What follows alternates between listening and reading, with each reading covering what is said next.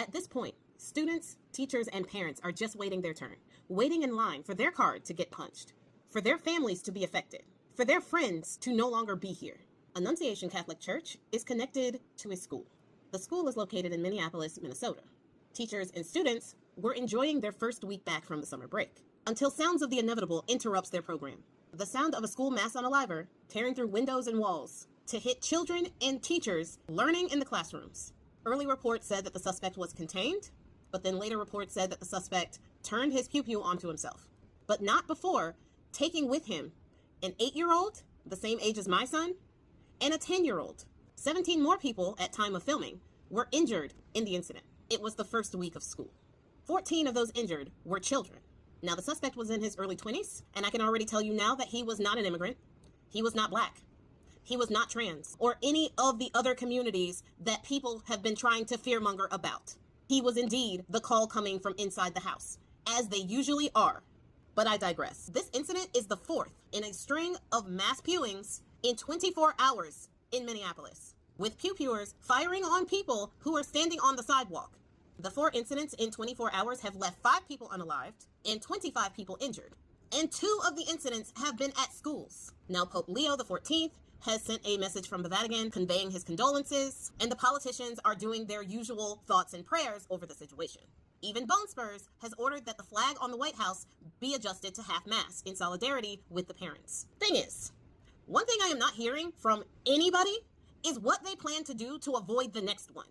I don't care about your thoughts and prayers anymore. I don't. As a parent with a 3rd grader and a child in pre-K, I don't care about your condolences. Your condolences are not helping the families who were hurt today. 44 school mass unalivings in 2025 alone. 22 of them at colleges and 22 of them at schools between K and 12. Your condolences have not helped those families. Your condolences have not helped the 18 people who have been unalived and the 74 people who have been injured in those 44 instances. Your condolences have not helped them. Politicians have had more outrage about our athletes using the bathroom that they identify with and playing on the sports team that they identify with, even though that number is less than those injured at the Annunciation Catholic School today. The number is less. The number of athletes are less than the number of those injured. The number of athletes is less than those unalived in the 44 instances of mass pew-pewings that we have had this year alone. And the year ain't over. You care more about that, and you parade caring about children when you are trying to other less than 1% of the country than you do those kids that suffered that horrible incident today. And you won't do anything about it, not even pretending to actually want solutions. At this point, parents, teachers, and students are just waiting their turn. I put my child on the bus every single day, wondering if his ticket will get punched that day. That is pathetic for a so-called greatest country in the world. We're not. We're not. Until we can handle something as minute as pew-pew violence in this country, we will never be great. We are pathetic.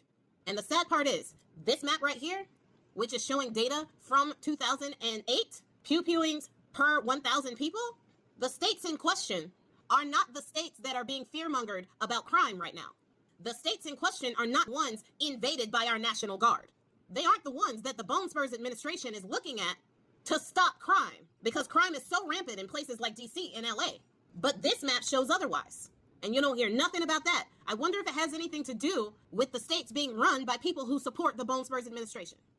Just wondering.